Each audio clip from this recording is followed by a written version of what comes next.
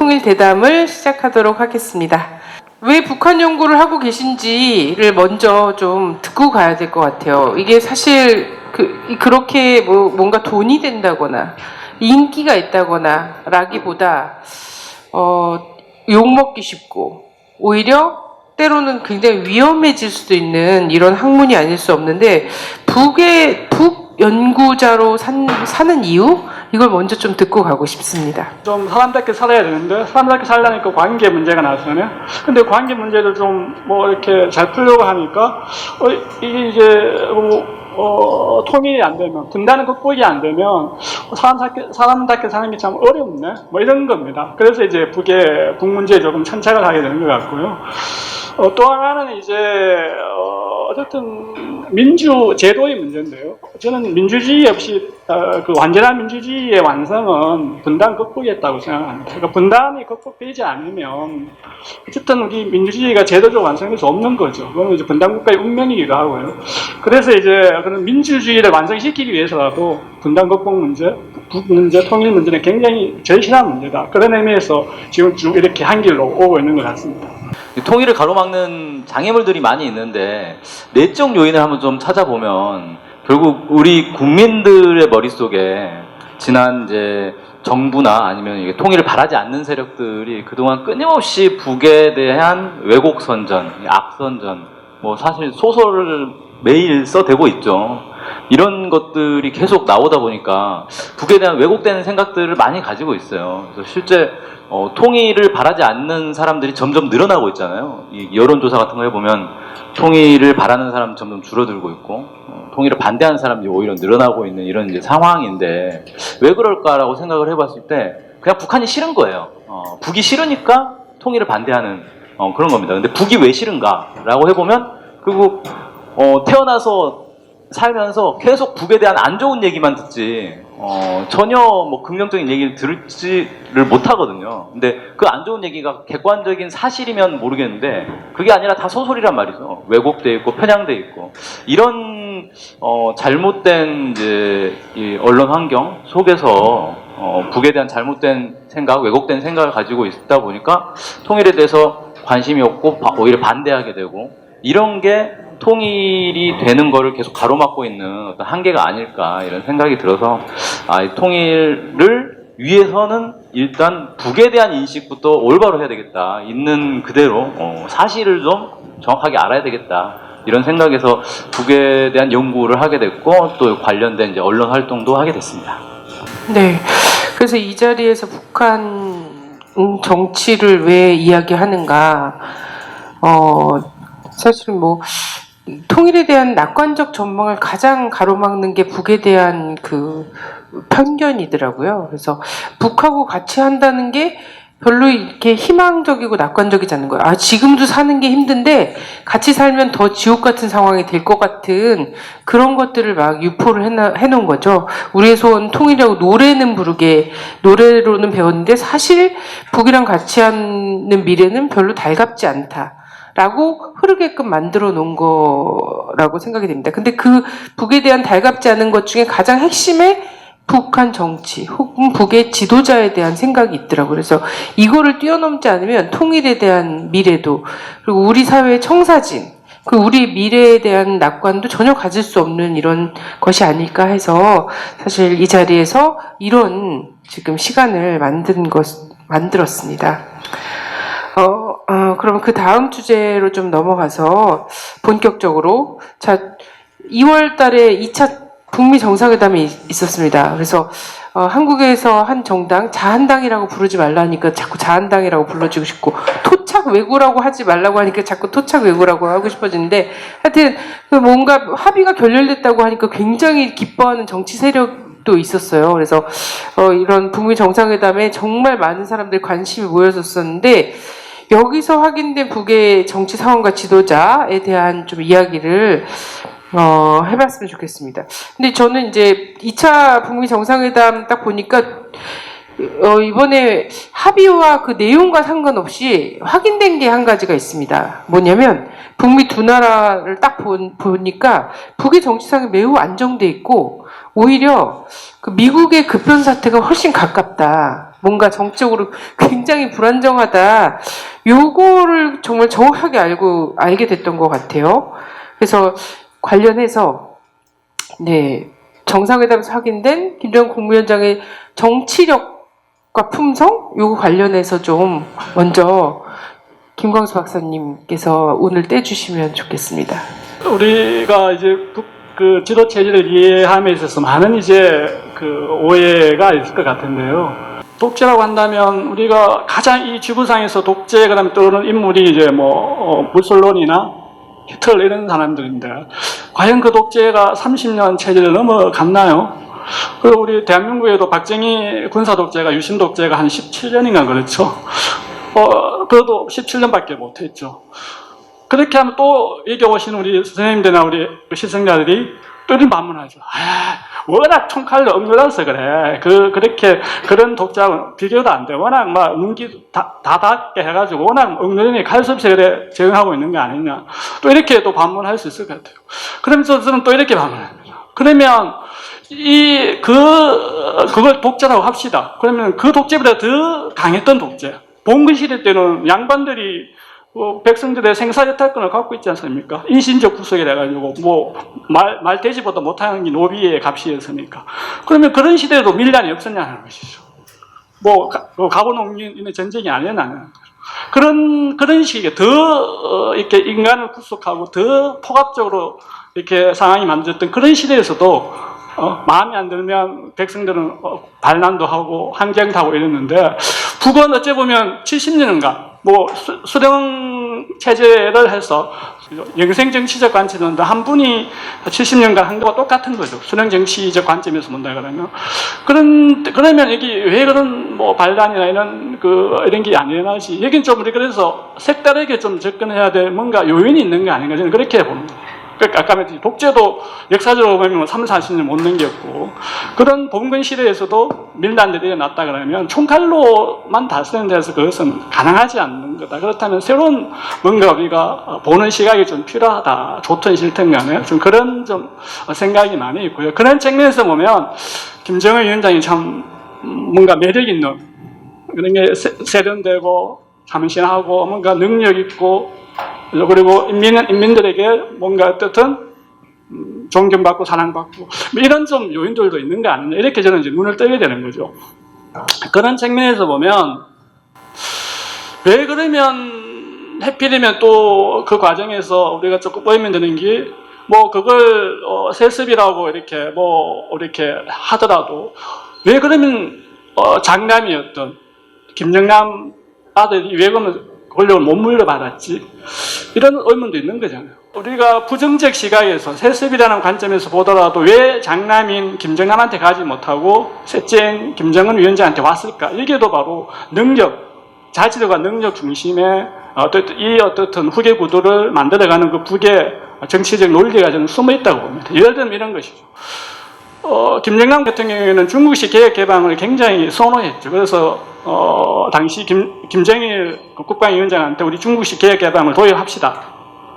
그렇게 건의했다는 거 아닙니까? 그래서 이제 후계자에서 탈락됐다는 그런 이제 어떤 일본의 어떤 시사평론가의 어떤 그런 어떤 전원도 있는데 그런 거 봤을 때 반면에 이제 김정은 국민이 굉장히 수령에 대한 충실성과 어떤 사회주의 체제에 대한 확신 이런 것들을 갖고 있었던 분이죠. 그래서 적어도 주체 사회주의, 자기식 사회주의, 우리식 사회주의에 대한 확고한 신념을 갖고 있었기 때문에 그런 후계자가 될 수 있었고 그런 능력과 자질을 충분히 갖고 있었다 이렇게 보여집니다.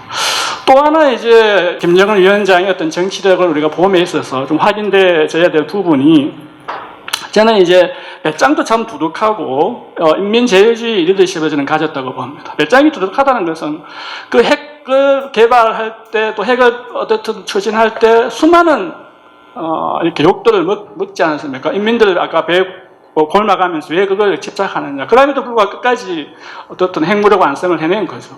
이걸 통해서 어떻든 인민생활 향상까지 연결시켜 들어가는 그 어떻든 리더십을 지금 보여주고 있는 겁니다. 물론 그것이 성공할지 안 할지 좀 더 두고 봐야 되겠지만은 그런 측면에서 전 세계가 어떻든 그렇게 반대하고 손가락이 됐지만 그걸 꿋꿋이 이겨내면서 그걸 이제 인민생활 향상에 나는 그런 어떤 리더십까지 성화시켜 들어가고자 하는 그런 어떤 배짱 두둑하면서도 굉장히 인민중심의 어떤 리더십을 갖고 계신 분이죠.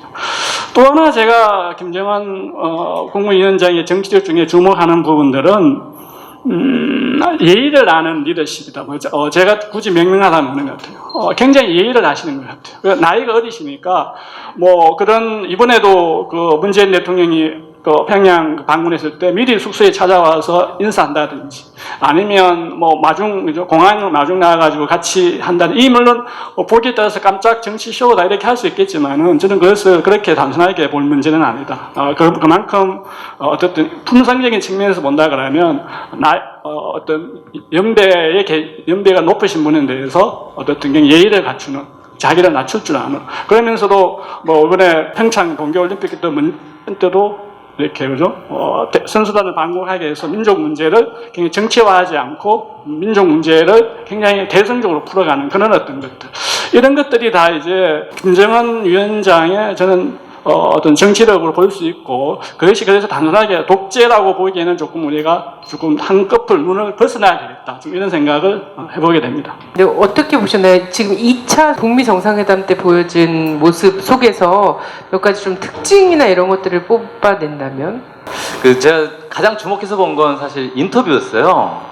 즉석 인터뷰가 있었죠, 그 자리에서. 원래 아마 이제 계획이 안 돼 있었던 것으로 예상이 되는데, 저는 이 인터뷰도 약간 의도된 것이다, 이렇게 좀 생각합니다. 왜 그러냐면은, 처음에 이제 베트남에 김정은 위원장이 도착했을 때, 숙소에 미국 기자들이 같은 호텔을 쓰고 있었어요. 그래서, 이건 문제가 있다라고 해서 이제 옮기게 됐는데, 김정은 위원장이 어느 호텔에 묵을지를 사실 베트남 정부 당연히 알고 있었을 거고, 미국도 당연히 알고 있었을 거고, 근데 왜 사실 문제가 될 수 있는데 미국 기자들 숙소를 김정은 위원장 같은 호텔에 했을까? 이건 기자들이 어떻게든 찾아가가지고 인터뷰를 시도하려는 어떤 의도가 있었다라고 생각합니다. 근데 이제 북측에서 곤란하다라고 해서 이제 미국 기자들이 다 빠졌죠.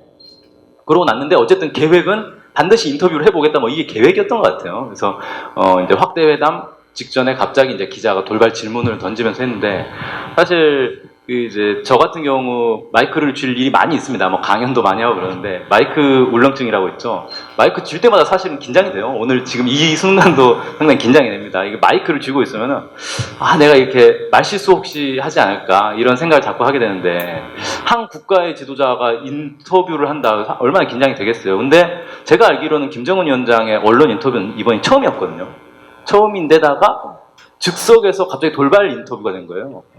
그러면 사실 어떤 사람이든지 당황할 수밖에 없단 말이죠. 근데 그 영상을 쭉 보게 되면은 전혀 당황하지 않고 상당히 능숙하게 이 답변들을 쭉 합니다. 그래서 기자가 질문한 것에 대해서 상당히 정확하게 답변을 하면서 기자들이 이렇게 뭔가 이 역공을 취할 수 없는 추가 질문을 할 수 없을 정도로 이렇게 답변을 상당히 능숙하게 해가지고 이 국내 언론에서도 상당히 이제 호평을 하더라고요. 이게 상당히 능숙하고 노련하게 인터뷰에 응했다 이렇게 하던데 그게 이제 어떤 정치 실력 이런 것들을 확인할 수 있지 않나 이렇게 생각을 합니다.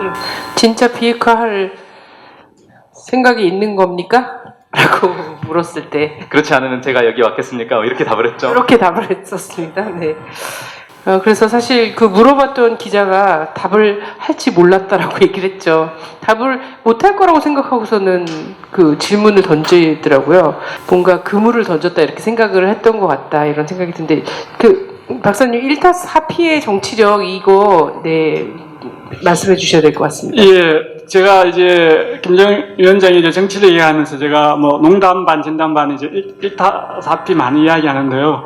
우리가 이런 표현을 써도 되나요? 화토치면 이제 우리가 합칠 때 나오는 용어가 이제 1-4피죠. 그만큼 이렇게 의미를 갖고 있다고 생각하는데, 그러니까 핵 보유를 통해서 얻어낸 하나의 핵을 갖고 얻어낸 것이 4가지 저는 긍정적인 요인이 있다. 그것을 이제 정치력적 요인으로 보는 거죠.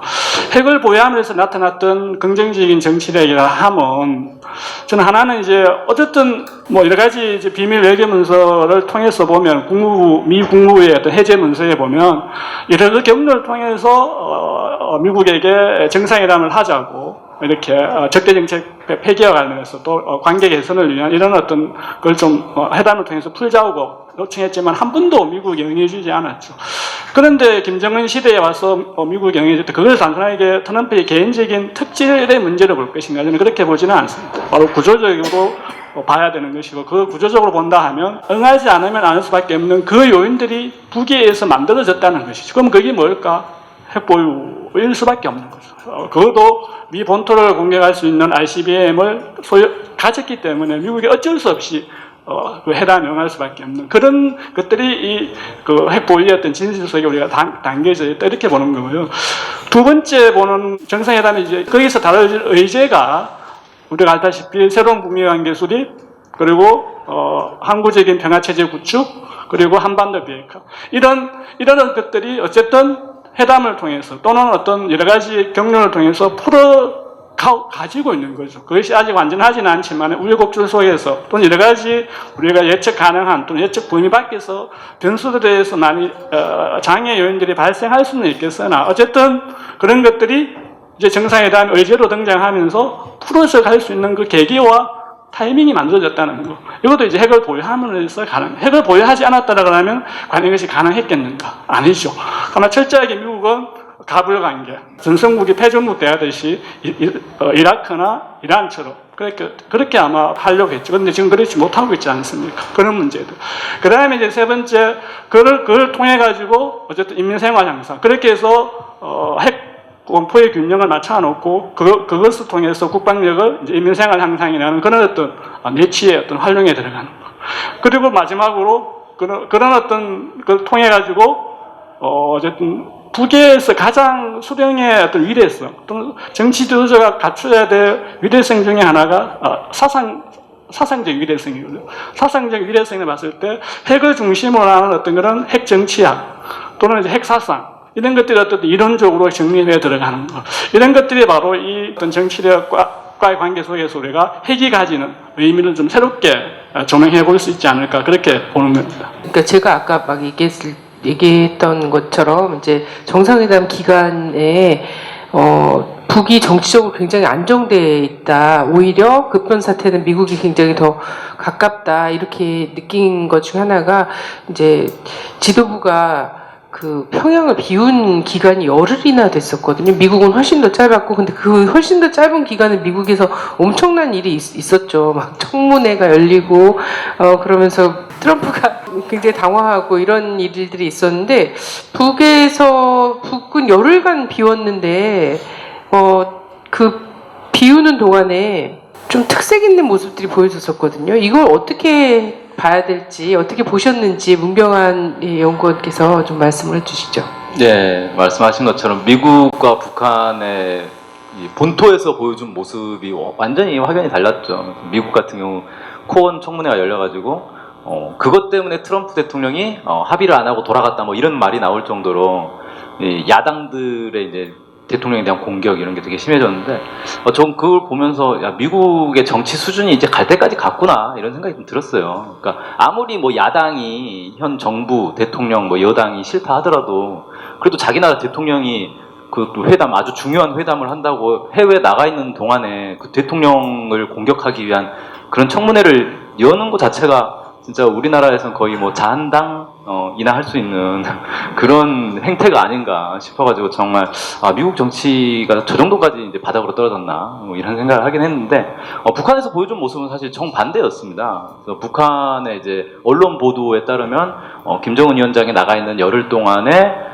더 많은 이제 증산 운동을 하자라고 해서 사람들이 더 많이 일을 했다는 거예요. 그래서 좀 특이하죠. 사실 우리나라에서도 대통령이 해외 순방 갔다고 해서 뭐 일을 더 열심히 하자 이런 얘기 하는 사람 없잖아요. 그래서 참 이제 특이한 현상이다. 어느 나라에서도 이런 모습을 보이진 않을 것 같다. 뭐 이런 생각이 좀 들었고 북의 이제 보도에서는 뭐라고 했냐면 그리움과 충정을 안고 더 열심히 일을 하자 이렇게 이제 표현을 했어요. 그러면서 그 이유 왜 더 열심히 일을 하자고 하는가 힘이 되고 기쁨이 되는 성과를 내기 위해서다라는 거예요. 그러니까 자기 나라의 지도자가 해외에 나가 있는 동안 더 힘을 내도록 우리가 응원을 하자라는 거예요. 더 열심히 일을 함으로써 그 소식이 전해지면 응원이 된다.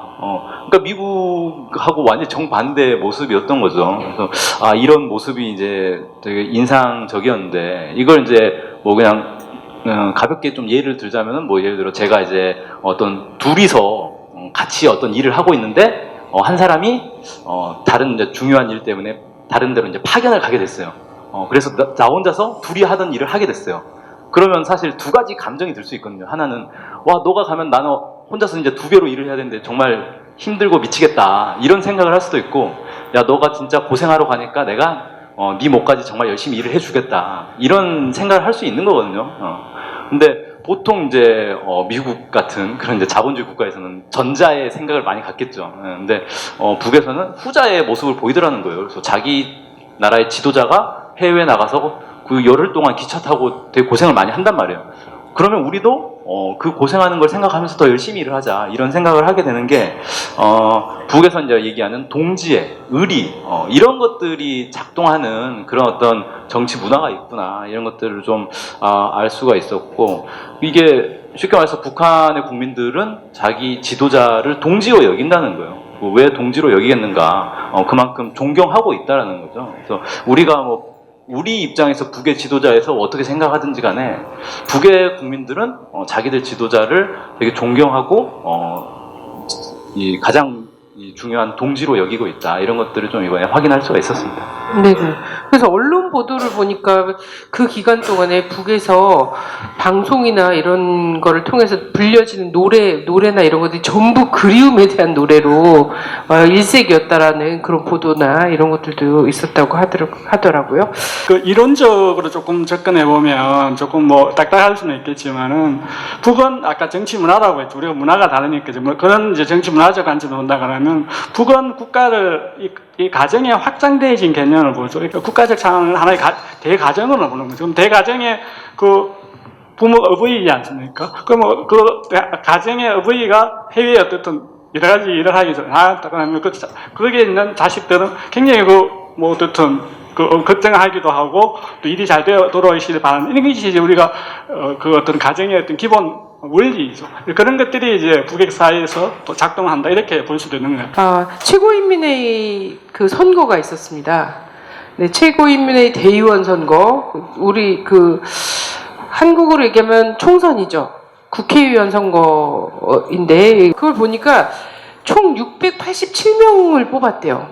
대단하지 않습니까? 요즘 또 길 다니면서 요즘 자한당이 내건 플랜카드 알아요? 자한당이 뭐냐면 국회의원 정수의 10%를 무조건 감축하겠다. 본인들이 국회에 대한 너무 질이 멸렬함과 뭔가 그런 회의적인 그런 생각을 다 유포시켜 놓고 본인들이 선심 쓰듯이 10% 줄이겠다. 여러분 어떻습니까? 이렇게 얘기를 하는 거와 다름이 없는 그런 플랜카드를 막 걸어놨는데 북 같은 경우에 687명이나 되는, 남쪽보다 인구는 거의 반 조금 넘는 상황이죠. 그런데 대의원 수는 지금 배 이상 많은 상황이거든요. 근데 이거 관련해서 좀 얘기를 해봤으면 좋겠어서 갖고 왔습니다. 보도를 보니까 99.9%가 선거에 참가했대요. 도대체 0.1%는 누구인가? 이것도 너무 궁금한데 그 99.9%의 선거 참여와 그리고 100% 찬성표였다는 거예요. 도대체 어차피 100% 찬성이 나오는데 선거는 왜 하는가? 이런 질문을 한국 사회에서는 던질 수밖에 없을 것 같은데 어떻게 생각하시는지요? 사회주의 체제와 이제 자본주의 체제, 또 민주주의 체제의 차이를 우리가 좀 이해를 해야 될 것 같은데, 그 차이인 거죠. 뭐 다른 그게 뭐 우월하다, 뭐 뒤떨어지겠다 이렇게 해버리면 이제 우리 시각이 굉장히 좁아지는 것 같고요. 어쨌든 사회주의 체제의 이제 정치 제도, 또 선거 제도를 이해를 해야만 이 문제도 저는 제대로 볼 수 있다고 생각합니다. 사회자께서 말씀하신 거는 뭐 굉장히 이제 우리 사회에 그렇게 만연돼 지금 부정주의 시각이 많다는 또 있겠죠. 그거는 자본주의적 시각에서 보니까 그렇게 볼 수밖에 없는 거다. 차이를 인정하지 않는 또 이제 우리 체제 우월적 관점 이런 것들이 우리 인식 속에 내재되어 있기 때문에 그렇게 보여지는 것인데요. 사회주의에서의 정치제도, 선거제도를 본다 그러면 뭐 북만 그런 것은 아니죠. 이렇게 다 이제 어느 사회주의 국가든 간에 뭐 90% 이상에서 100% 또는 90% 찬성 이렇게 다 이제 선거를 합니다. 뭐 쿠바도 그렇고 뭐 중국도 그렇고 베트남도 그렇고 그렇기 때문에 북만 유독 그런 것은 아니다. 그래서 사회주의 제도에서 일반적으로 어떻든 추천과 찬반 투표를 진행하기 때문에 그 기형적인 것이 아니다. 사회주의 일반의 정치 행태를 이렇게 보는 게 맞는 것 같고요. 그렇게 놓고 본다 그러면 또 하나는 이제 왜 그러면 유럽 북만 우리가 이렇게 색안을 끼고 보는가? 그거는 우리 사회 편견 속에서 있는다는 것인데 선거를 바라보는 시각, 제도 자체가 다르죠. 우리는 개인의 정치적 권리 행위로 보는 것입니다. 자본주의와 민주주의에서 어떻든 선거라는 것은 개인의 정치적 자유의 권리이죠. 그래서 투표 행위를 통해서 내 권리가 표현되는 것이죠. 그래서 이 제도가 가지는 또 한계는 있죠. 그래서 좀 부정적으로 이야기하면 투표 민주주의, 투표할 때만 우리가 주권을 행사하고 그 외에는 우리가 일상에서 매몰돼가지고 그냥 살다가 또 선거 때 돌아오면서 투표하고 그래서 이것도 약간 좀 부정적으로 얘기하면 투표 민주주의라고 하는데 여기에 대한 일가를 한 분이 있습니다. 18세기 사상가인 루소가 있는데요. 루소가 이제 영국의 그런 선거제도를 이제 비판하면서 영국 국민들은 자신을 자유롭다고 여기지만 엄청난 착각이다. 오직 선거 때만 자유로울 뿐이다. 국회의원들은 당선되자마자 국민들을 하찮은 노예처럼 대한다. 이게 이제 또 대의민주주의의 가장 한계죠. 그래서 우리의 그런 다양성, 민주주의가 다양성이 있는 장점이 있지만은 또 이렇게 약간 투표행위 때만 이제 우리가 주권 행사되지는 또 그런 또 현실적인 또 딜레마가 있다는 겁니다. 반면에 이제 사회주의, 특히 북에서 바라보는 선거라는 것은 이게 단순한 개인의 어떤 정치적 권리 행위가 아니고 하나의 선거 투쟁으로 보는 거죠. 하나의 정치 투쟁으로, 장으로 보는 겁니다. 그 정치 투쟁의 장으로 본다는 것은 이 정치 행위를 통해 가지고 어떻든 비사회주의적인 요소와 사회주의 요소의 그 대립을 극복해 들어가는 하나의 과정으로 보는 것이죠. 그걸 통해서 북이 도달하고자 하는 사회가 바로 일심단결의 사회, 사회주의 체제를 확대시키는 것이니까. 그러면 당연히 일심단결, 그러니까 뭔가 그 선거의 결과가 그러한 방향으로 나타나게 하는 그런 어떤 정치 행위의 장이 되는 것이죠. 그러니까 100%라는 찬성이 가능하다는 것입니다.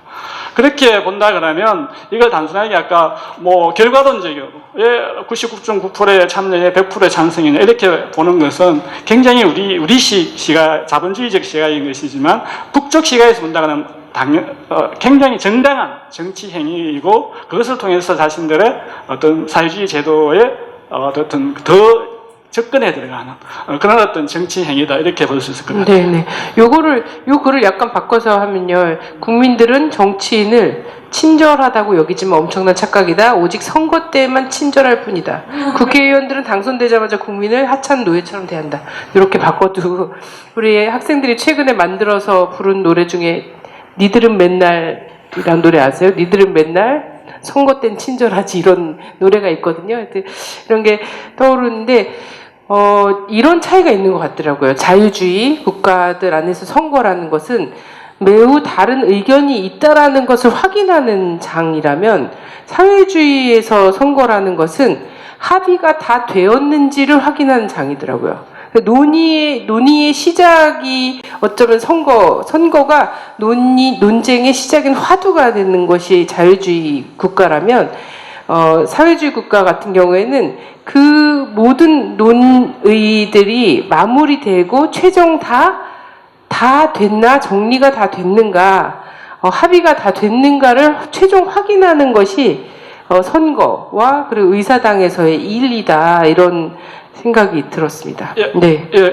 조금만 더 덧붙이면 그래서 이제 아까 자유주의 국가에서는 정치 행위, 개인의 정치 행위라 본다 그러면 사회주의 제도에서는 어쨌든 집단주의적 관점에서 선거도 바라보시는 것 같아요. 그래서 그 정치 투쟁의 결과가 축제의 형태로 나타나는 거죠. 어쨌든 확인되어졌기 때문에 그런 차이도 좀 우리가 볼 수 있을 것 같아요. 네네. 그래서 북쪽에서나 이런 99.9%의 참여 이렇게 한 그 0.1%는 먼 바다에서 도저히 투표할 수 없는 분들이나 너무 편찮으신 분들이나 이런 분들은 선거에 동참하지 못했다라는 이런 설명을 들은 것 같습니다. 자, 그래서 북은 일당 독재 국가인가? 대의원대 선거 결과를 보면 몇몇 개 당들이 좀 있어요. 전부 687명이 전부 다 뭐 한 당은 아니었던 것 같기도 하고 그렇습니다만 어쨌든 일당 독재 국가인가?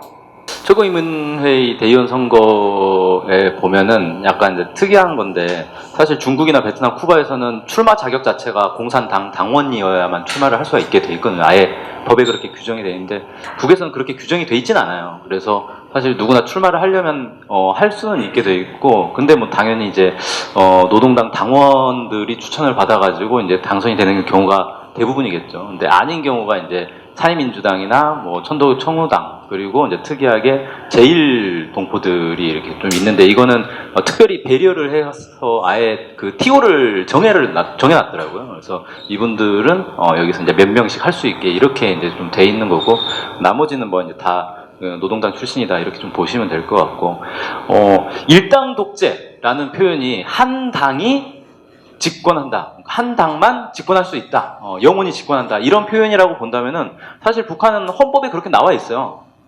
우리는 인민민주주의 독재를 한다라고 아예 나와 있습니다. 그리고 북한만 그런 게 아니라 사회주의 국가들은 다 그렇게 돼 있어요. 헌법에 보면 어느 나라나 공산당이 자기 나라를 영도한다라고 규정을 해놨습니다. 그러니까 공산당만 집권할 수 있다라고 돼 있는 거죠.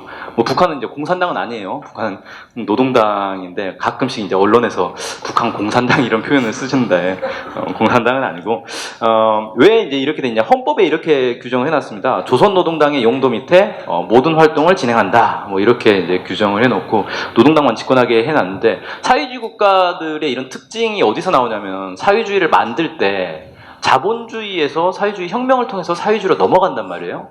그럼 자본주의는 자본가들이 이 지배층을 이루고 있는 사회고 그래서 자본가들이 권력을 쥐고 있기 때문에 이걸 노동자들의 당을 만들어서 이걸 혁명을 통해서 뒤집어 엎었다는 뜻이잖아요. 뒤집어 엎었는데 당연히 그러면 원래 권력을 쥐고 있던 자본가들은 이걸 다시 뒤집어 엎어서 자기들이 권력을 쥐고 싶어 하겠죠. 그래서 사회주의 국가들에서는 그런 현상을 막기 위해서 노동자의 당만 집권할 수 있다는 걸 헌법에 박아 넣는 겁니다. 그래서 이거 혁명이 역전되지 않도록 그렇게 방지를 하는 거고요.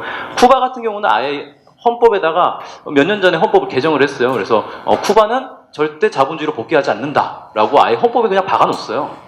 절대 이런 현상이 발생하지 않도록 하겠다. 뭐 이런 거겠죠. 그래서 사회주의 국가는 원래 이제 이 집권당, 그러니까 이 노동자 정당이라고 해야 되겠죠. 공산당이나 노동당이 집권하는 게 기본 원칙이다, 기본 원리다. 뭐 이렇게 보시면 될 것 같고 여기서 이제 인민민주주의 독재라는 표현이 나왔는데 독재라고 하면 우리는 이제 상당히 부정적인 의미로 생각을 하잖아요. 독재하면 뭐 한 당이 뭐 집권을 해서 권력을 막 남용하는 그런 거 이제 생각한다거나 아니면 개인이 뭐 히틀러 말씀하신 것처럼 히틀러 같은 이제 개인이 자기 마음대로 권력을 휘두르는 이런 것들을 이제 생각하게 되는데 북에서 얘기하는 이제 인민민주주의 독재라는 거는 인민이 독재를 한다 이런 뜻이에요. 근데 인민만이 독재를 할 수 있다는 거죠. 이 얘기는 뭐냐면은 자본가는 권력을 줄 수 없다라는 의미하고 똑같은 말이에요. 그래서 그렇게 이해하시면 될 것 같고, 물론 이제 나라들마다 이렇게 약간의 차이점들은 있지만 이제 북에서는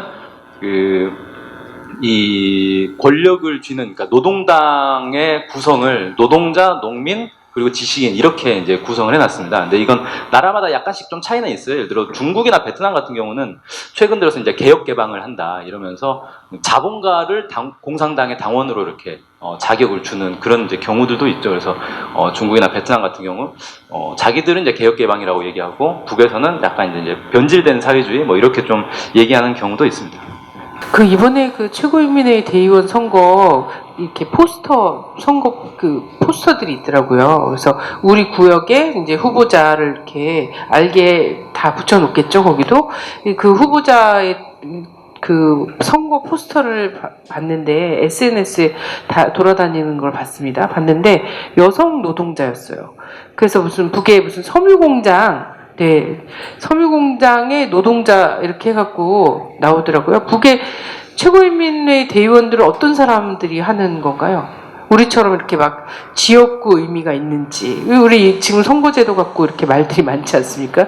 비례대표 늘어나면 난리 나는 것처럼 하는 사람들도 있고. 네.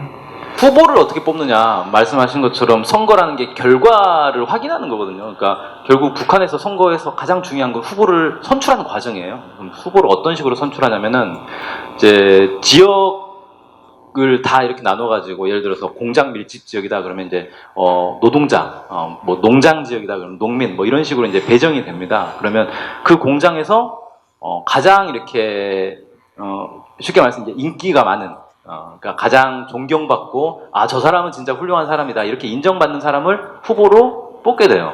그렇게 해서 후보로 내세우기 때문에 사람들이 평소에 저 사람은 훌륭한 사람이야 라고 생각하던 사람이 후보로 나왔기 때문에 보통 100% 찬성이 이제 나오는 경우들이 많이 있는데 그 해년마다 이 기수마다 대의원들의 이제 구성 성분은 좀 달라지고 이번에는 아직 분석은 다 나오지 않았던 것 같아요. 대체로 이제 노동자, 농민 숫자가 이제 좀 많이 있고 군인들이 좀 특이하게 좀 많이 있습니다. 비율이 높아요. 그러니까 북에서는 군인도 대의원이 될 자격이 있거든요. 그래서 90년대 들어서 이제 성군 정치를 전면하면서 군인 대의원 숫자들이 좀 많이 늘어났고 그 다음에 지식인들이 상당히 많이 있습니다. 그래서 이건 이제 뭐냐면 북한이 그 과학기술 강국 이걸 이제 상당히 강조를 하고 있고 전민의 인텔리와 이런 것들을 강조를 하고 있어서 지식인들 비중이 상당히 높다 뭐 이렇게 좀 볼 수 있고 그 다음에 여성의 비중은 제가 정확하게는 모르겠더라고요. 비교를 하기 좀 애매한데 낮은 편은 아니에요. 그러니까 보통 평균 정도 되는 것 같다. 뭐 전에 그 박근혜 씨가 네. 2002년에 방북을 했었잖아요. 네. 예, 그때 다녀와서 한 말이 있죠. 북의 그 여성 대의원 비율이 한국의 국회의원 중에 여성 의원 비율보다 훨씬 높더라. 이런 점 배워야 한다. 네, 이렇게 얘기한 게 있습니다. 박근혜가 그런 말을 할 때도 있었군요. 그리고 이제 대의원들이 우리하고 이제 좀 다른 게 뭐냐면은 국회의원이란 말이에요. 우리로 치면은. 근데 우리는 국회의원이 어떤 사람들이냐면은 직업 정치인들이 대부분이잖아요. 그래서 보통 이제 국회의원이 되고 싶으면 어떻게 해야 되느냐? 일단 사법고시를 봐서 판사가 된 다음에 특정 정당에 유리한 판결을 내리다가 이렇게 그 정당으로 공천을 받아서 이렇게 되는 게 가장 이 가능성이 높다. 뭐 이런 이제 얘기도 있던데 어쨌든 우리나라에서는 대부분 그 국회의원들이 직업 정치인이죠. 그래서 정치를 하는 사람이에요. 직업적으로 정치를 하는 사람들인데 북에서는 직업이 따로 있습니다. 그러니까 예를 들어 노동자 대표로 국회의원이 됐다, 그러니까 대의원이 됐다라고 하면은 이 사람이 이제 노동자 직장을 그만두고 그 대의원 활동을 하는 게 아니고 그냥 계속 노동자 그 자기 일을 하는 거예요. 하면서 이 회기가 열리면 그때 평양에 가서 거기서 이제 뭐 투표도 하고 뭐 이런 걸 하는 겁니다. 법안 처리도 하고 예산 심사도 하고 그리고 또 회기 끝나면 다시 내려가서 또 자기 일을 하는 거예요. 그러면서 자기 공장에 있는 사람들의 의견을 이렇게 수렴을 하는 거죠. 그런 이제 구조 좀 특이한 구조다 이렇게. 제가 또 조선일보 이런 데서 많이 떠들어져서 많이 알고 계시겠지만 2005년도에 제가 평양 산원에서 급하게 또 아기를 낳았었잖아요. 둘째 아이를 낳았었는데 그때 평양 산원에 최고인민회의 대의원 2분 계셨어요. 2분 계셨는데 보통 이렇게 사업소마다 대의원이 둘 있는 경우는 딱 산원이 유일하다고 하더라고요. 모자 복원과 관련해서 여성 그 모성 보호와 관련해서 매우 중요한 거라고 해서 그래서 요 부분에 대의원 수를 둘로 하고 있고 그때 그 산원의 원장 선생님 뭐 이런 분들이 대의원이지만 집도 하셨거든요. 네, 그렇게 활동을 하고 계시더라고요. 그렇습니다. 자, 다음 좀 넘어가 보겠습니다. 작년 연말이랑 해갖고 좀 이 서울 정상회담이 이제 가시권 안에 들어왔었죠. 네, 그때 지금도 뭐 금방 또 전변되고 하면은 서울 정상회담부터 하는 이런 정세가 펼쳐질 거라고 생각이 되는데. 네, 백두칭송위원회라는 것이 환영단으로 해서 이렇게 또 됐었어요. 예. 그래서 활동을 하고 막 이랬는데 그 백두산에서 남북 정상이 만나서 조국 통일의 새 역사를 마르지 않는 그 천지에 붓을 적셔서 조국 통일의 새 역사를 쓰자 이런 것들을 칭송하고 받드는 위원회 활동들을 막 이렇게 얘기했음에도 불구하고 많은 언론과 많은 분들이 백두혈통 이야기를 굉장히 많이 했거든요. 그래서 이 얘기를 좀 해봐야 될 것 같습니다. 백두혈통은 실제 하는가? 북정치학을 전공하고 있긴 하지만 이걸 어떻게 제 스스로도 이해하고 또 오신 여러 이제 선생님들이나 우리 학생들도 어떻게 또 청년들도 이해할까 이게 참 고민 중에 하나인데 어쨌든 결론적으로 본다면 백두혈통은 이제 허위의 언어다. 그러니까 존재하지 않는 가공의 언어인 것이죠. 가공의 언어라 하면 이제 두 가지 이유 때문에 그렇습니다. 첫 번째 근거는 북에서는 이제는 백두혈통이라는 단어가 없습니다. 언어 용어집에도 백두혈통이라는 단어를 쓰지 않고 있고요. 그래서 제가 뭐 북의 정치사전이나 철학사전, 기타 여러 문헌을 보더라도 백두혈통은 없습니다. 그래서 그러면 철저하게 이제 그러니까 남쪽 언어죠. 우리가 가공되지 언어를 썼는데 그것도 정부에서 공식적으로 쓰는 언어, 그러니까 통일부라든지 이런 이제 정부 기관에서 발행하는 통일 포탈 사전이라고 있습니다. 거기에 이제 백두혈통 치면 이렇게 검색이 되지 않습니다. 이렇게 나옵니다. 그러면 주로 이제 언론인들이나 정치학자들, 전문가들이 주로 이렇게 쓰고, 그리고 이걸 이제 봉건 왕조 체제, 뭔가 북을 좀 폄훼하고 안전적으로 보기 위한 의도되어진 이제 용어로 이제 많이 하는 것이 저는 맞겠다 이렇게 보여지는. 그래서 북도 안 쓰고 남쪽도 사실 공식 언어가 아니기 때문에 이거는 굉장히 불순한 의도를 갖고 만들어진 그런 의도되어진 용어다 이렇게 보는 게 맞을 것 같고요. 그러나 그럼에도 불구하고 굳이 우리가 이걸 어떻든 정치적 해석을 해내자면 뭔가 좀 해석이 가능해야 되는데요. 그 해석을 저는 이렇게 하고자 합니다.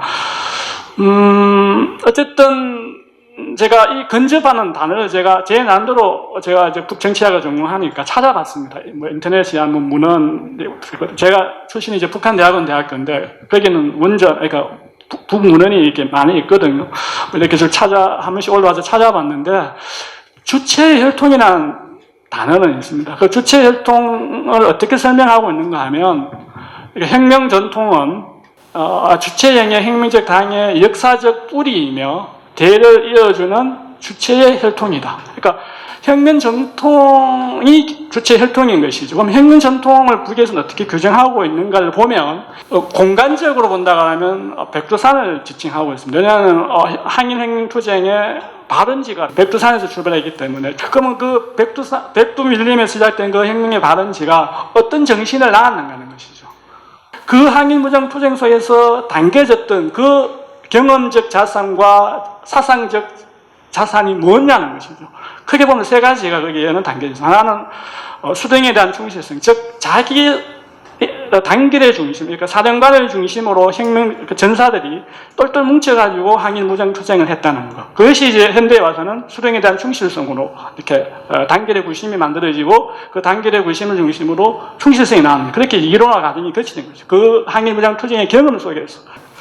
또 하나는 이제 외세, 그러니까 승리에 대한 낙관행실. 우리가 일제를 우리 반드시 타도할 수 있다. 우리가 무장투쟁을 한다 그러면 그런 사령관을 중심으로, 김일성 사령관을 중심으로 우리가 똘똘 뭉쳐가지고 무장투쟁을 한다 그러면 반드시 일본 놈을 몰아낼 수 있다. 그것이 이제 승리적 낙관, 승리적 신심의 문제죠. 그래서 그러한 외세를 반드시 몰아낼 수 있다는. 그러니까 거기는 자주의 문제가 있는 거죠. 자주는 결코 타협의 대상이 아닌 거죠. 이거는 1930년대 항일 무장투쟁 때부터 이렇게 각인되어진, 뼛속까지 이렇게 각인되어져 있는 거죠. 그래서 오죽했으면 김일성 주석이 이런 말도 했지 않습니까?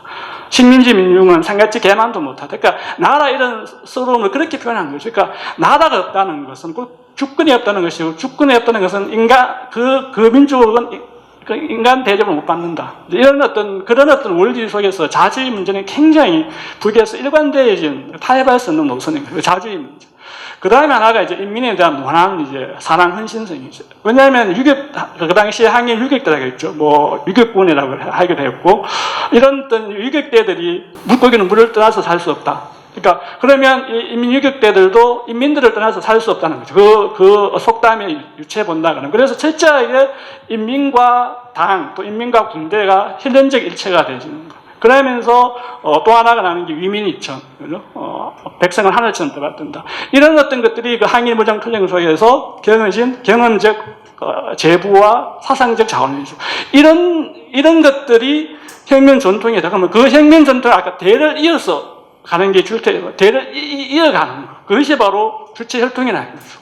그런 세 가지 요인을 대를 이어서 만들어가는 것. 그렇다 그러면 이 백두의 혈통은 핏줄에 의한 혈연적 어떤 혈통이라기보다는 정치적 혈통인 것이고 정치 사상적인 개념에서 접근되어야 되는 것이다. 그렇게 봤을 때 그런 문제를 우리가 뭐 그냥 뭐 세습이야, 뭐 그냥 이렇게 좀 치부하는 것은 굉장히 우리가 조금 북체제를 이렇게 오해하는 것이다. 여기서 그러면 그 백두혈통이라는 말이 딱히 이렇게 정치 용어 사전이나 전문 용어나 이렇게 되지는 않는다. 북의 뭐 어떤 정치 용어 사전이나 이런 데서는 발견되지 않는다. 근데 한국 사회가 의외로 뭔가 혈연지연 이런 거에 굉장히 또 예민하고 막 이러다 보니까 그런 뉘앙스로 좀 많이 쓰고 있나? 이런 생각도 문학 작품이나 이런 데 보면 백두의 혈통 이런 표현들은 좀 나온다고 하더라고요. 그런데 거기서 쓰여진 말은 이 멘델이 얘기하는 그 유전학적 DNA, 소위 말하는 블러드 라인 있잖아요. 이런 게 아니라 사실 사회 정치적, 정치 사상적 어떤 전통의 문제. 그래서 항일 무장투쟁 당시의 정신을 계승하느냐 마느냐의 문제로 이제 백두의 혈통 이런 거를 이제 문학적 용어로 쓰는데 한국의 언론사들은 모든 기자들이 전부 이거를 정치 용어처럼 쓰고 있다는 거죠. 네, 일단 넘어가 보고요. 또 얼마 전에 비슷한 시기였던 것 같습니다. 전국 당 초급 선전 일꾼 대회. 초급 선전 일꾼 대회라는 것이 있나 봅니다. 여기서 초급 일꾼들한테 보낸 김정은 국무위원장의 서한 중에 수령을 신비화하지 말아야 된다라는 말이 나왔다. 그래서 그것이 이제 한국의 언론에서 대서특필된 적이 있습니다. 가장 중요하게 서한 중엔 그 부분을 뽑았던 것 같은데, 그러면 우상화를 인정한 것인가? 네, 어떻게 생각하시나요, 문경환 연구원님? 저희 이제 김정은 위원장의 서한이 원래 이제 내용은 그런 거죠. 수령이 인민과 동떨어진 존재가 아니고 생사고락을 함께하는 이제 존재이기 때문에 신비화를 하게 되면은 진실을 가리게 된다. 그래서 수령에 대한 이제 교양을 할 때는 인민을 중심으로 놓고 이렇게 인민 중심의 사상을 가지고 있는지, 인민의 행복을 위해서 영도 활동을 하는지, 인민적 풍모를 가지고 있는지 이런 얘기를 해야 되는 거다. 뭐 이렇게 얘기를 한 거예요. 그래서 그 동안에 이제 우상화를 했는데 앞으로는 우상화를 하지 말자. 뭐 이런 것으로 이제 해석하는 건 이제 남쪽 중심으로 해석하는 거다. 이렇게 좀 생각이 되는데 이와 유사한 얘기가 사실은 옛날에 이제 이 북한 이 지금 이제 정권의 뿌리라고 할 수 있죠. 항일 운동 시기에도 있었어요. 그래서 과거에 이제 북에서 항일 운동 하던 사람들이 해방 이후에 이제 자기들의 항일 운동 활동들을 수기로 많이 남겼습니다. 그래서 그런 이제 수기들을 쭉 보다 보면은 비슷한 내용이 나오더라고요. 그 이제 김일성 주석이 이끄는 이제 항일 부대가 어느 마을을 갔는데 그 마을에서 이제 그 마을 사람들이 와가지고 와 이제 이 항일 부대가 왔다 그래가지고 막 왔는데 거기 이제 마을 주민들이 김일성 장군은 뭐 축지법을 쓰고 뭐 이런다는데 사실이냐 막 이렇게 이제 물어보는 거예요. 그때 당시에 그런 소문들이 이제 전설처럼 쫙 돌았었던 거죠. 그래서 그게 사실이냐라고 하니까 거기 이제 그때 이제 김일성 주석은 거기에 있었는데 아무도 여기가 사령관이라는 걸 몰랐어요. 거기 이제 그 부대 밑에 지휘관이 사실이라고 그렇게 얘기를 한 거예요. 그래가지고 김일성 주석이 이제 그걸 보고 좀 놀래가지고 나중에 따로 불러가지고 왜 그렇게 얘기를 했느냐라고 하니까 그 지휘관이 하는 얘기가 이 민중들이 자신들에 대해서 되게 기대감을 많이 가지고 있다는 거예요. 그러니까 그런 전설들이 퍼져 있고 그래서 거기에 대해서 우리가 실망을 시키면 안 된다. 그래서 그런 전설들에 대해서 이게 널리 알려서 이 민중들에게 희망을 줘야 된다. 이렇게 이제 얘기를 했다는 거죠. 그래서 그거에 대해서 이제 김일성 주석이 그렇게 하면 안 된다. 이렇게 진실을 가지고 이 얘기를 해야지. 그렇게 신비화를 하게 되면은 잘못 얘기가 될 수가 있다. 그래서 앞으로는 그렇게 하지 말아라. 이렇게 얘기를 했다는 거예요. 그래서 보니까 이번 이제 서한에 나온 내용하고 사실은 똑같은 거죠. 그래서 우리가 이제 신비화를 마치 이제 우상화라고 이제 흔히 남쪽에서 이제 표현을 하는데 마치 북에서 의도적으로 우상화 교육을 시킨다 뭐 이렇게 이제 남쪽에서는 그렇게 생각을 하겠지만 실제 이제 북에 있는 사람들 입장에서 볼 때는 자기 지도자가 훌륭한 사람이다라는 게 자기들에게는 자랑스러운 거잖아요. 그러다 보면 이제 입에서 입으로 전달이 되다 보면은 부풀려진다는 거죠. 그래서 뭐 옛날에 이제 막 김일성 장군은 뭐 축지법을 쓰고 솔방울로 슈루탄을 만들고 모래알로 뭐 쌀을 만들고 막 이제 이런 얘기가 나오는 거예요. 근데 이게 이제 좀 과학적 지식을 가지고 생각해 보면 말이 안 되잖아요. 어떻게 모래알로 쌀을 만들지? 근데 이제 그런 전설이 나오게 된 일화들은 있어요. 그런 일화들은 있는데 그게 이제 입에서 입으로 전달되면서 와전되다 보니까 결국에 이제 마지막에 가서는 모래가 쌀이 됐네 뭐 이렇게 이제 되는 건데 그런 전설들이 왜 나오는가? 자기들 이제 막 일제 치하에서 막 고통받고 있는데 자기들을 구원해줄 어떤 해방을 시켜줄 독립을 시켜줄 장군이 나왔다는 거예요. 그럼 그 장군이 엄청나게 뛰어난 도인이고 막 축지법을 쓰는 막 그런 사람이어야지 자기들이 희망을 갖게 되는 거잖아요. 그래서 그런 전설들이 이제 막 퍼져 나간다는 거죠. 근데 그게 지금도 사실은 이제 비슷할 수가 있다는 거죠.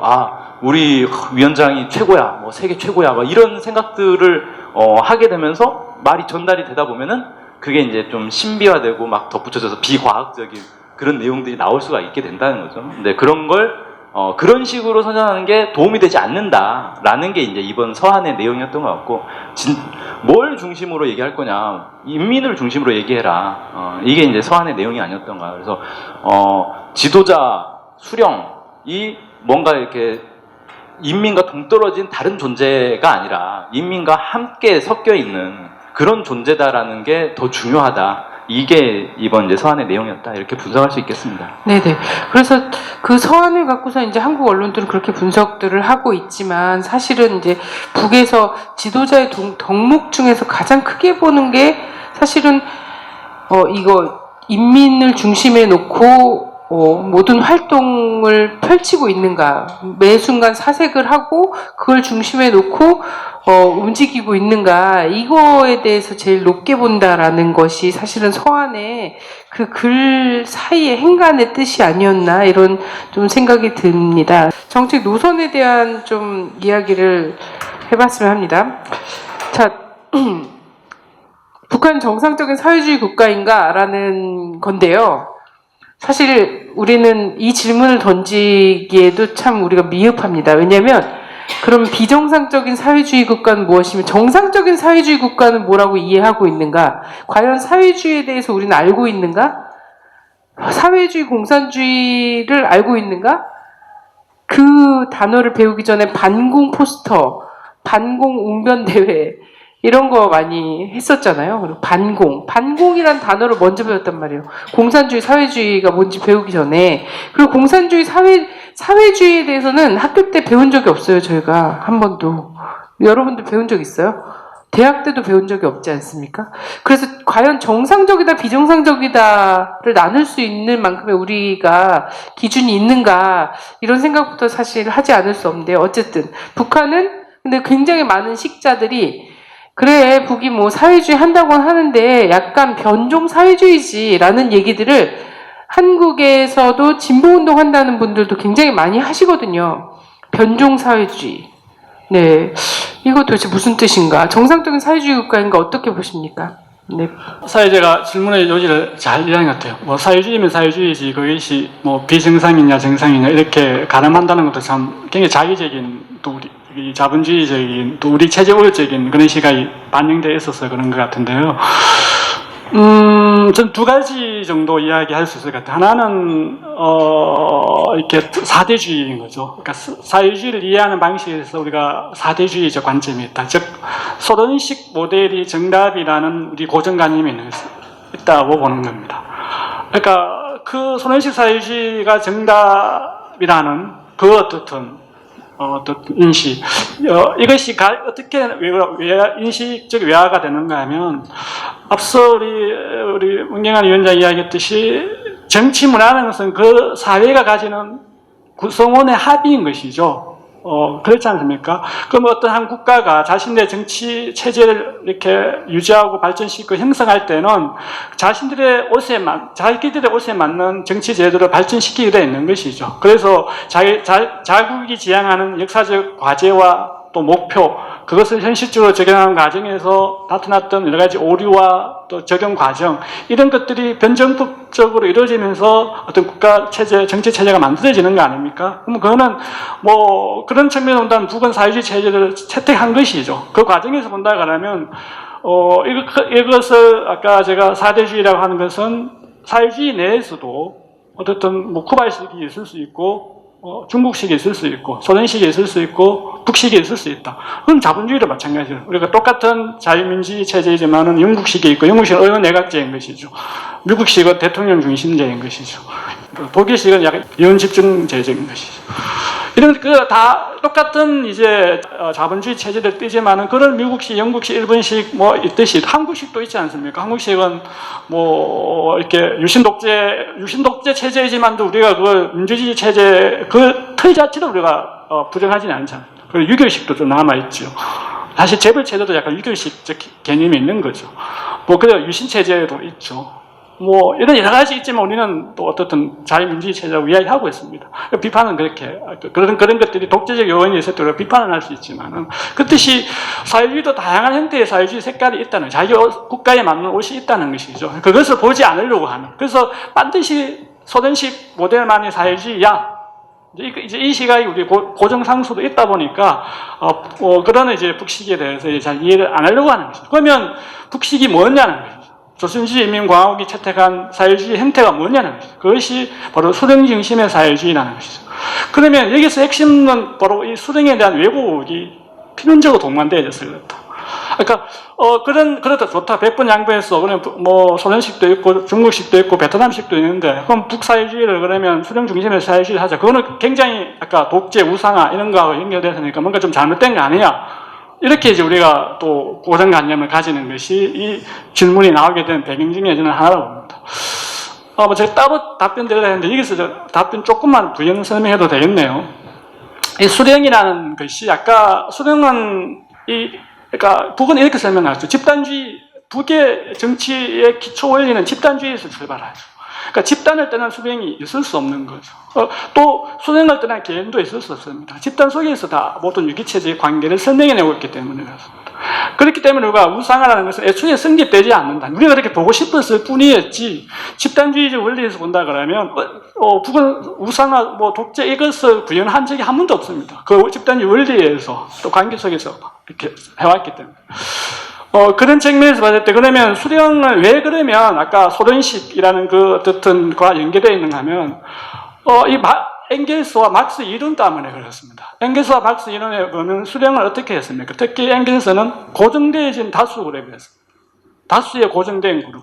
이 수령의 개념을 다수의 고정되어진 그룹. 그러니까 집단화 시켰고, 그렇게 했거든요. 근데, 북은 혼자, 1인이네? 그러니까 독재야. 이렇게 이제 연결되어지는 것이죠.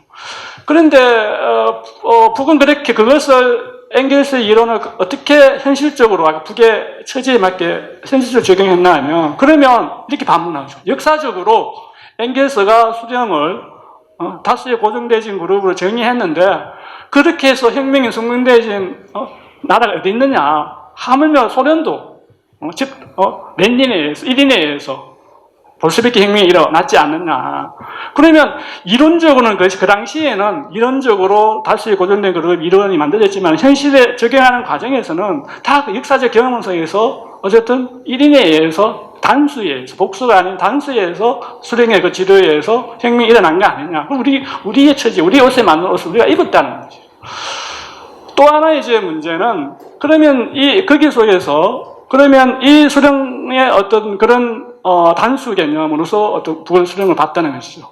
그런 차이가 있는 것이고요.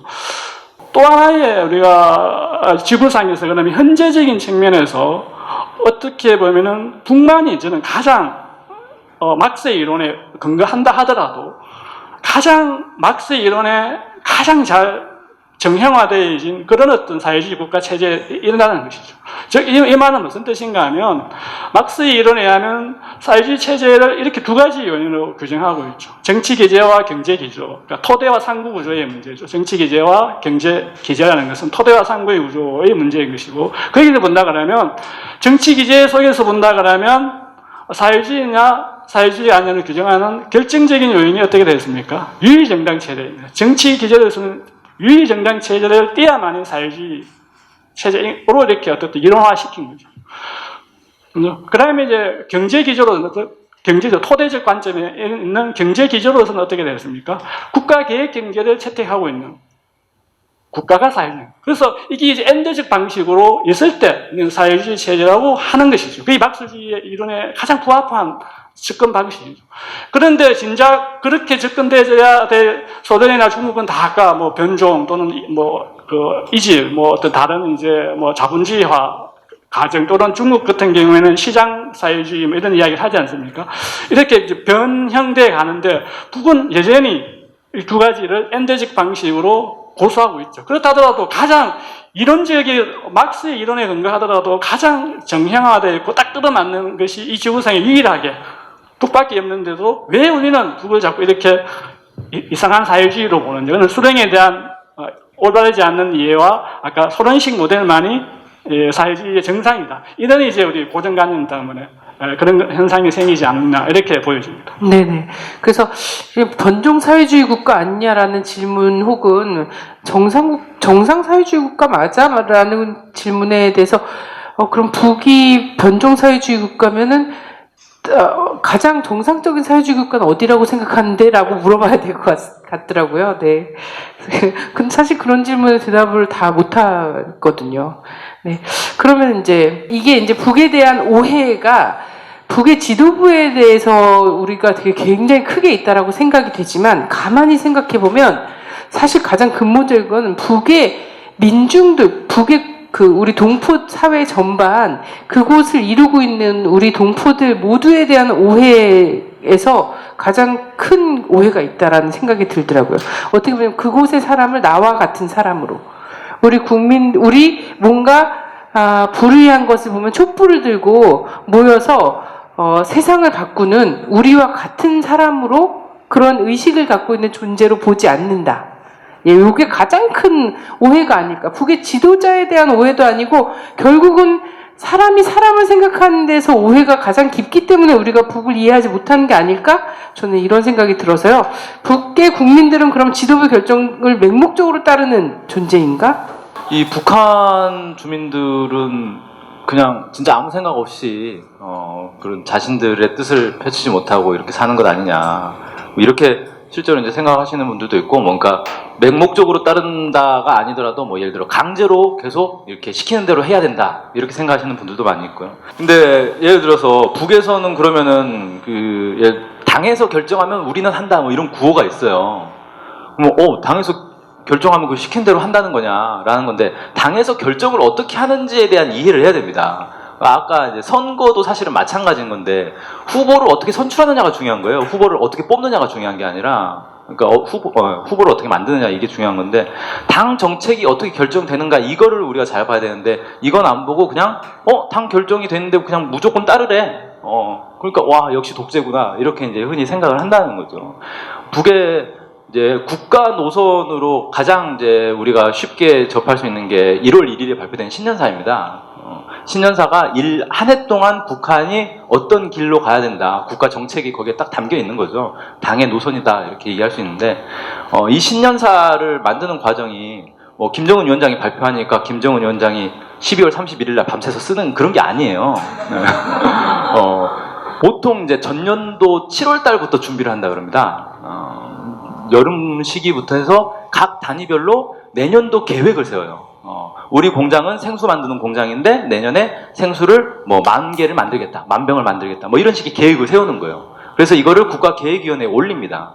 그럼 국가 이제 이 중앙 내각에서는 각 공장별로, 농장별로 이게 다 들어올 거 아니에요. 그럼 그걸 가지고 계획경제를 수립하는 거예요. 그래서 내년 한 해 동안에 우리 국가가 국가 성장을 하려면 이게 어떻게 나와야 되고, 그래서 생수가 10만 병을 만들어야 되겠는데 그럼 너네 공장에서는 10,000병이 아니라 20,000병을 만들어야 되겠다, 이런 식으로 다시 수정된 목표가 내려가요. 그럼 그걸 가지고 또 다시 그 기업소에서 다시 또 토론을 하는 겁니다. 그래서 어떻게 하면 그러면은 10,000병 만들 수 있는 공장에서 20,000병을 만들까, 여기에 대한 또 방도를 세워요. 그걸 또 다시 국가에 올립니다. 그러면 내각에서 그걸 가지고 또 검토를 해요. 이게 방도가 현실성 있는지.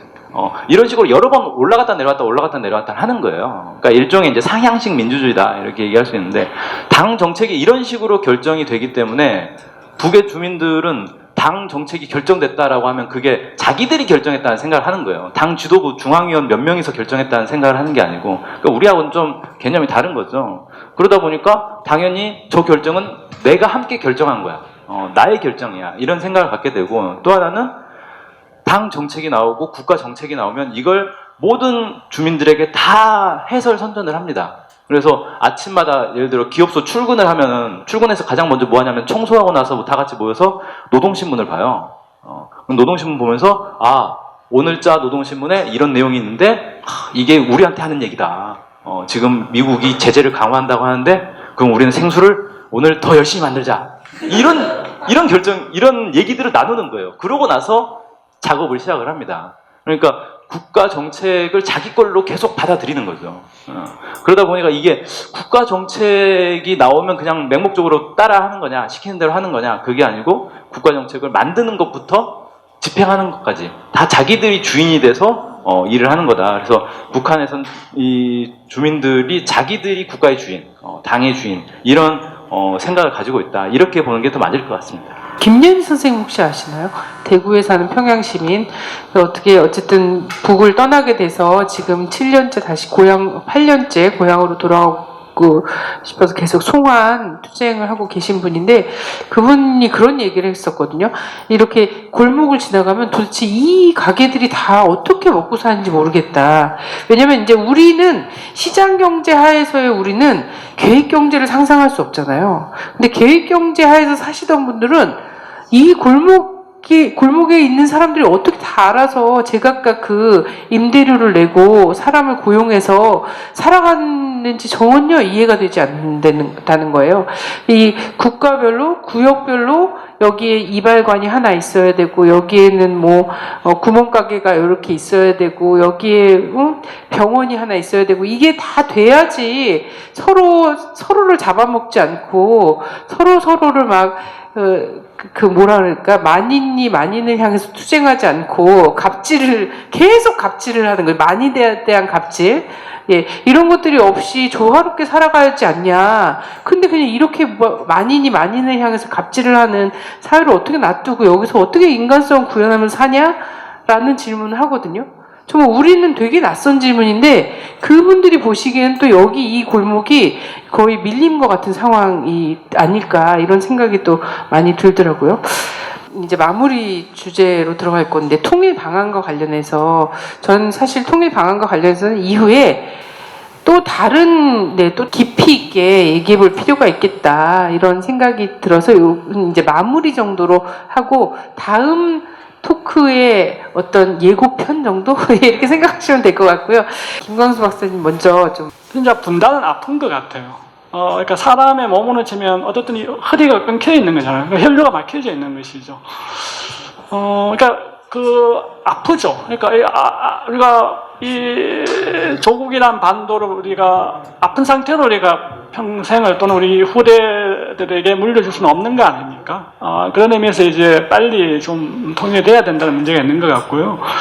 두 번째는 이제 지금 현 정부가 저는 조금 못마땅한 게 통일의 통짜도 이야기를 안 꺼낸다는 겁니다. 계속 평화 이야기만 하고 있어요. 근데 평화가 된 데서 뭐 저절로 통일이 오느냐 아니죠. 모든 사회적 운동은 뭐 철학적 개념이긴 하지만 목적의식적 운동이죠. 자연운동에서는 자연 발생적으로 봄이 오면 여름이 오지만은 사회 법칙 속에서는 이 인간의 목적이 개입되지 않으면 다음 단계로 못 넘어가죠. 저절로라는 개념이 없는 거죠. 그럼 평화가 온다 해가지고 통일이 오는 건 아니죠. 그러면 평화와 통일, 뭔가 목적의식적으로 기획도 하고 구상도 하고 어떻든 개입돼서 뭔가 그렇게 정책적으로 또 운동적으로 이끌어가야 되는데 이게 워낙 전쟁이라는 이 어떤 위급한 상황이다 보니까 평화 이야기를 많이 하는 거는 이해할 하겠지만은 그렇다 하더라도 목적의식적으로 통일이라는 담론을 꺼내서 그 방향으로 평화와 통일이 상대마차로 이렇게 같이 굴러갈 수 있는 이런 좀 사회적 분위기와 운동적 분위기가 돼야 되는데 그렇지 않다는 것이 이제 머릿속에 좀 있어서 통일 문제를 좀 끄집어내야 됐던 생각이었고요. 저는 그렇게 생각합니다. 결론적으로 어떻든 뭐 이후에 이제 뭐 다음 기회가 있다 하니까 자세히 말씀드릴 수 있는 기회가 있을지 모르지만은 통일 방안은 어쨌든 우리식대로 해야 된다. 우리식이라 하면 저는 자주재개해야 하고 두 체제가 공존하는 방식이어야 된다고 생각합니다. 그 우리식이라는 소에서는 두 가지 핵심 키워드를 가진다고 했는데 하나는 자주재개해야 되고 하나는 두 체제가 공존하는 방식이어야 된다. 저는 여기서 핵심 키워드 이거 갖고 제가 8회 연재를 할 건데요. 자주재개라는 말은 어차피 분단의 원인이 외세 개입에서 우리가 분단이 되어진 거죠. 물론 우리 민족 분열도 있지만 어쨌든 외세의 개입에 의해서. 그래서 우리가 이 자주의 문제와 관련해서 항상 반대편에 있는 것이 독일식 경험을 이야기를 참 많이 합니다. 독일식 통일. 근데 독일의 통일과 우리의 통일은 참 차이가 있을 수밖에 없는 거죠. 가장 대표적인 것이 독일은 어떻게 패전국입니다. 전쟁의 책임에 따른 분단 국가인 것이죠. 그러니까 전쟁을 일으켰고 그 전범 국가인 것이고 그 전범 국가에 대한 국제사회가 책임을 물어서 분단을 시켰습니다. 그래야 힘이 약해지고 다시 이런 또 전쟁을 안 일으킬 것이니까 그래서 이제 그 책임을 물어서 분단시켰지만 우리는 그렇게 해서 분단되는 게 아니다는 것이죠. 그렇다면 우리는 이 외세의 개입을 우리 스스로가 이겨내고 그것을 극복하는 그 과정이 돼야 돼요. 그것이 바로 자주적인 어떤 통일 방안, 그 방법과 로드맵이 연결되어질 수밖에 없다는 것입니다.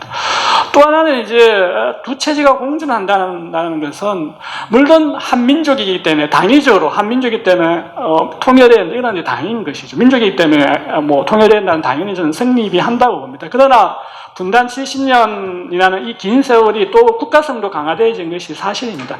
같은 민족에 대해서 반드시 같은 국가를 이루는 그런 역사적 사례가 있기도 하지만 또 반드시 그렇지 않기도 하거든요. 제가 뭐 유럽 쪽에는 다 이제 같은 민족이겠지만 국가 체제를 이루고 있지 않습니까? 그러면 그런 어떤 관점에서 민족이면서 국가가 같이 공존하는 그 현실적인 아까 70년 동안이라는 국가성이 강화돼 왔기 때문에 그러면서 같은 민족 이것을 엔더적으로 조합할 수 있는 방법이 뭔가 그거는 두 체제가 공존하는 방식일 수밖에 없는 것이죠. 현실적으로도 어쨌든 지금 남과 북은 남쪽은 자본주의 체제를 택하고 있고 북은 사회주의 체제를 선택하고 있습니다. 그리고 북은 동독과 같은 그런 비교되지 않는 어떤 그런 힘을 갖고 있습니다. 동독은 소련의 위성국가였지만 북은 어떤 겁니다. 전략국가이고 핵을 가지고 있는 자주국가입니다. 그리고 사회주의 강성국가라는 자기의 명확한 국가 목표를 갖고 있습니다. 이런 체제가 쉽게 자본주의 체제로 이렇게 통일하자면 통일하겠습니까? 마찬가지로 우리 대한민국도 뭐 재벌 체제냐 뭐 경제적인 체제 이렇게 이야기하지만 어쨌든 경제 대국입니다. 10위권 안에 들어가는 어떤 자본주의 체제를 갖고 있습니다. 경제긴 하지만 그럼 이렇게 우리가 교육되어지고 우리의 어떤 사회적 DNA가 이렇게 자본주의 체제라 되어 있는 이 사회가 사회주의 체제로 하자면 가능하겠습니까? 그러면 이 체제가 공존하는 방식에서 그 지점에서 통일의 방안이 나오는 것이 가장 현실적이고 유일성을 가진다는 것이죠.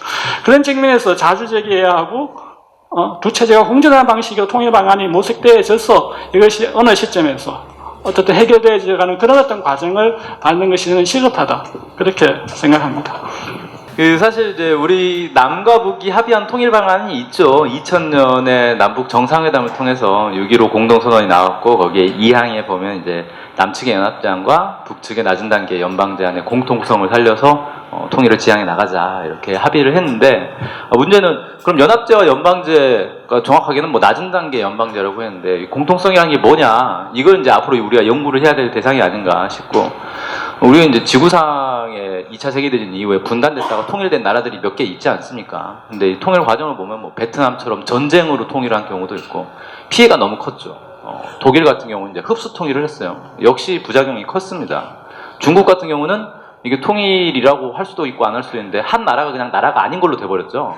그래서 그냥 그렇게 이제 무시가 돼버리는 건데 그것도 사실은 이제 한 체제가 완전히 그 무시당하는 그런 이제 상황이 됐기 때문에 이 적절한 통일이었다 뭐 이렇게 얘기할 수는 좀 없을 것 같고요. 그래서 우리는 우리식 때 과거의 사례가 없는 그런 우리식의 이제 통일을 좀 추구해야 되지 않을까 싶고, 이제 사실 그 원리 원칙은 잘 말씀하신 것 같아요. 자주적이면서도 서로의 체제를 존중하는 그런 방식의 이제 통일을 해야 될 것 같고, 그럼 연합제라는 건 두 개의 별개의 국가가 국가 연합을 구성하는 거예요. 그래서 뭐 예를 들어서 뭐 유럽 연합이라든지 아세안이라든지 뭐 그런 것들이 있죠. 연방이라는 거는 중앙 정부를 두고 그 밑에 이제 지방 자치 정부를 두는 그런 이제 형태로 연방 국가를 구성하는 건데, 그렇게 놓고 보면 이제 연합제나 연방제나 결국 남과 북의 지방 정부를 둔다라는 건 이제 공통되는 건데, 이제 이 연합제와 연방제의 차이라고 하면 그래서 결국 중앙 정부를 둘 거냐? 이 말은 다시 말하면은 외부에서 볼 때, 밖에서 볼 때 저 나라가 한 나라로 보이냐 두 나라로 보이냐, 이것의 문제다 뭐 이렇게 좀 보여집니다. 그래서 이 공통성을 살린다는 게 어쨌든 통일이라는 거는 하나의 나라로 가는 지향을 하는 거기 때문에 밖에서 볼 때 어쨌든 한 나라로 보여야 되지 않겠나 뭐 이렇게 생각이 들고, 근데 두 개의 서로 다른 체제가 있는데 이걸 어떻게 한 나라로 보이게 할 건가, 여기에 대해서는 우리가 연구를 많이 해야 될 것 같아요. 제가 개인적으로 이제 좀 호기심을 갖고 지켜보고 있는 게 사실 유럽연합 모델입니다. 유럽연합은 국가연합이에요. 그래서 외부에서 볼 때는 뭐 영국, 프랑스, 영국은 이제 탈퇴했죠. 네. 프랑스, 독일 뭐 이런 나라들이 다 별개의 나라들이잖아요. 근데 가끔 가다 보면 유럽연합이라는 게 하나의 나라처럼 행동할 때도 있어요. 그래서 유럽연합과 뭐 우리나라가 협상을 하고 뭐 이런 경우도 있습니다. 그래서 어떨 때는 한 나라처럼, 어떨 때는 여러 나라처럼 이렇게 딱 보이기도 하는데, 유럽연합이라는 게 애초에 출발이 사실 우리랑 좀 비슷해요. 유럽연합의 출발은 프랑스와 독일이 서로 이제 2차 세계대전을 겪으면서 우리는 전쟁하면 죽는다, 서로 전쟁하지 말자, 여기서부터 출발을 한 거예요. 전쟁을 안 하려면 어떻게 되느냐, 프랑스와 독일이 운명 공동체가 돼야 되겠다, 이렇게 해서 이제 묻기 시작했고, 이게 확장이 돼서 지금 이제 유럽연합이 되는데, 궁극적으로는 유럽 연방을 지향을 하고 있어요. 그래서 유럽이 하나의 나라로 가자, 이걸 이제 지향하면서 상당히 오랫동안 천천히 이렇게 전진을 하고 있는데, 그 안에 보면 내부 구조를 보면 이름은 국가연합인데 사실 거의 연방이나 다름없는 국가 이 구조를 가지고 있습니다. 그래서 이게 연합제와 연방제가 이제 좀 이렇게 적절히 융합된 그런 거 아닌가 이렇게 생각이 되고, 그런 것들을 좀 우리가 또 잘 연구해 보면 우리식의 어떤 연합제와 연방제가 융합된 그런 방안들을 찾을 수 있지 않을까 이렇게 좀 생각이 됩니다. 네네. 그래서 사실 우리가 그 국민들을 만나서 이제 통일 방안 관련해 갖고 좀 국민들한테 여쭤보거나 이러면 굉장히 많은 국민들이 이게 연합 연방 방식이라고 하면은 연방제 그거는 완전 저기 북이 얘기하는 거 아니냐 이렇게 말씀하시는데, 이걸 풀어서 서로의 체제를 존중하고 이런 속에서 통일해야 된다 라고 하면 그 통일해야지 이렇게 말씀하시거든요. 그래서 이게 이름을 붙이면 너무 무서운 이름처럼 딱 느껴지고 이러는데, 사실은 그 유럽연합보다는 좀 더 국가 내부 간의 관계인 것 같이 보여지고 인정되고 하는 정도의 것. 그럼 어떤 방법이 있을까를 막 고민하다 보니까 그 14선언이에요. 14선언, 노무현 대통령께서 그 임기 말에 2007년 10월 4일에 이제 정상회담 하시면서 약속한 거지 않습니까? 김정일 국방위원장님하고. 근데 두 분이 약속하시면서 그 맨 마지막 항에 파랑 있죠? 파랑 맨 마지막 항에 뭐가 있냐면 그 해외 동포들의 권익 문제, 그러니까 외교에서 동포 사회의 권익 문제를 공동으로 대응하자, 이런 부분에 약속이 있어요. 그래서 뭐 14선언 담긴 내용들이 뭐 그 3, 4자 정상회담부터 해갖고 굉장히 많은 부분이 담겨 있지만, 맨 마지막 부분에 도대체 통일을 지향해 나가면서 외교 부분에서 무엇을 할 것인가, 사실은 분단돼 있어서 계속 오히려 이제 해외 동포들이나 이런 분들은 굉장히 더 고생하시고 뭔가 분단돼 있는 나라 때문에 더 업신여김 당하고 막 이랬었는데, 해외 무대에서 그 동포 사회의 권익 문제를 공동 대응하면서 이렇게 해 나가자라고 했는데, 저는 여기에 이제 연합 연방 방식에 어떻게 보면 더 유럽 연합보다 좀 더 가깝고 끈끈한 사이처럼 보이는 연합 연방 국가가 될 것인가에 어떤 첫 행보 이런 것들이 좀 담겨 있지 않나 이런 생각들도 좀 해봤습니다. 네. 아까 상상력으로 아까 유럽연합 이야기했는데 저는 조금 이렇게 위험한 발상인 것 같아요. 우리 그걸 바로 남북에 이렇게 연결시키기에는. 왜 그런가 하면, 유럽연합은 출발선이 다르죠. 그거는 이제, 철강 공동체를 해가지고, 거기서 출발해서 이렇게 출발하는 거거든요. 그러면 이제, 경제 공동체에서 출발했죠. 물론 이제 그 연합적 단계가 낮기 때문에 출발했는데, 그거는 또 우리하고 차이가, 거기는 자본주의 체제 단일성이 있는 거죠. 유럽연합은. 그리고 출발도 이제 경제 공동체 관점에서 출발했기 때문에. 그런데 우리는 남과 북은 이미 사회주의 자본주의 체제가 다르게 분명히 갖고 있다는 겁니다. 그렇기 때문에, 그렇게 이제 그와 함께 또 하나는 이제, 아까 제가 국가성이 하는데, 이 통일정부는 이 국가성을 줄이는 것이죠. 지금 원심력이 작용하고 있는 것은 구심력으로 민족성으로 오겠다는 것입니다. 그러니까 그래서 포인트는 이 체제, 이 정부에 있는 것이 아니고 일민족, 1국가에 있어야 된다는 것입니다. 그러니까 현실적으로 이 체제가 통합을 할 수 없으니 그 차이를 인정하고 또 통일국가를 만들자는 것이기 때문에 문제의 본질은 이 체제, 이 정부에 있는 것이 아니고 어떻게 하면 하나의 민족이 하나의 국가 형태를 만들 것인가. 이 지혜를 모아야 되는 것인데 그게 이제 연방연합제는 표현으로 되는 것이고요. 그런 과정이, 그럼 이 모델을 아까 뭐 중앙정부, 지역정부 또 그 외교, 국방, 치안, 내치 이걸 어떻게 지역정부와 중앙정부를 배분할 것인가. 이거는 이제 여기서 충분히 지혜를 모아 들어가야 되는 과정이죠. 그런 것들에서 저는 뭐 불가능한 것은 아니다. 우리가 충분히 우리가 현실적으로 한다 그러면 반드시 북모델은 창립 방안 아닙니까? 80년대. 그게 이제 공식 국가의 방안이죠. 그렇지만은 그것도 가지는 저는 한계가 있다고 봅니다. 어쨌든 뭐 그런 것들 다 포함해서 우리가 이 연방연합제 속에서 아까 그런 일민족, 1국가라는 이 통합성을 어떻게 가장 이렇게 현실적으로 내올 것인가. 이거는 우리가 충분히 많이 고민해봐야 될 문제이고 충분히 가능하다고 봅니다. 그래서 사실은 이제 체제가 다르다는 결정적 그것이 있지만 굉장히 많은 국가가 연방제를 채택하고 있지 않습니까? 네, 근데 거기 뭐 역사와 전통을 따지면 지금 70년간 달라진 체제 문제보다 훨씬 더 복잡한 역사적 문제들을 갖고 있는 나라가 연방제를 채택하고 있어요. 연방제 어떤 나라 있는지 잠깐 살짝 맛배기로 몇 개 말씀해 주시죠. 미국? 뭐 호주? 영국, 프랑스, 뭐 독일 뭐 다 네, 연방제. 저희가 알고 있는 어지간한 선진국은 전부 연방국가이죠. 네. 그렇습니다. 그래서 충분히 우리의 그 70년간의 다름을 갖고서는 연방제, 그에 걸맞는 어떤 통일 방안을 만드는 것이 매우 어려운 일은 아니다. 네, 어렵게 생각이 되지만, 이렇게 좀 결론을 내릴 수 있을 것 같습니다. 여기까지가 통일 대담을 마무리하도록 하겠습니다. 감사합니다.